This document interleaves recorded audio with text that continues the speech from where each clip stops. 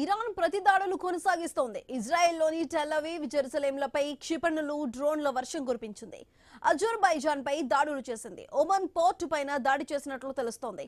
Gulf దేశాలను Iran మరోసారి లక్ష్యంగా చేసుకుంది. అజర్బైజాన్లోని నక్షివాన్ విమానాశ్రయంపై ఇరాన్ డ్రోన్ దాడి చేసింది.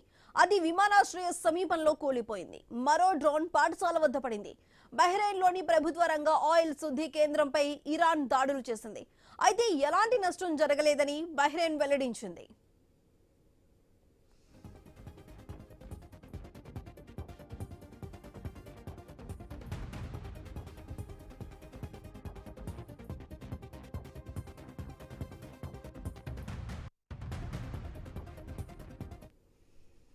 ముందు జాగ్రత్త చర్యగా దోహాలోని అమెరికా ఎంబసీ సమీపంలో ఉంటున్న ప్రజలను ఖతార్ ఖాళీ చేయించింది.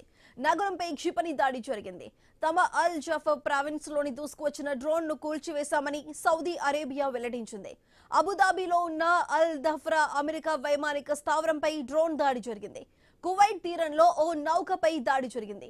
3 విడతలుగా తమ దేశంపై ప్రయోగించిన క్షిపణులను అడ్డుకున్నామని ఇజ్రాయెల్ ప్రకటించింది. ఇరాన్ కు మద్దతుగా ఇర్బిల్లోని అమెరికా స్థావరాలు, కాన్సులేట్ పై మిలిటెంట్లు క్షిపణులు, డ్రోన్లతో దాడులు చేశారు. వీటిలో చాలా వాటిని అమెరికా బలగాలు అడ్డుకున్నాయి. కొన్ని నివాస భవనాలపై పడ్డాయి.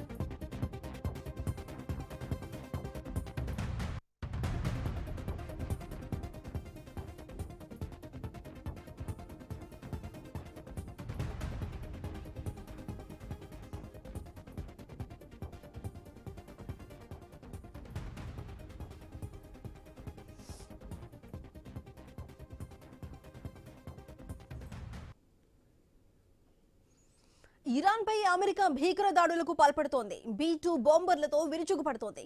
బాలిస్టిక్ మిసైల్ లాంచర్లే టార్గెట్ గా దాడులు చేస్తోంది. ఇరాన్ నేవీని అమెరికా లక్ష్యంగా చేసుకుని విరుచుకుపడుతోంది.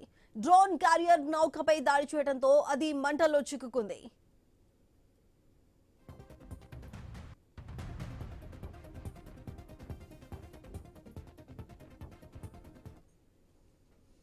ఇరాన్ పై అమెరికా భీకర దాడులకు పాల్పడుతోంది. B-2 బాంబర్లతో విరుచుకుపడుతోంది.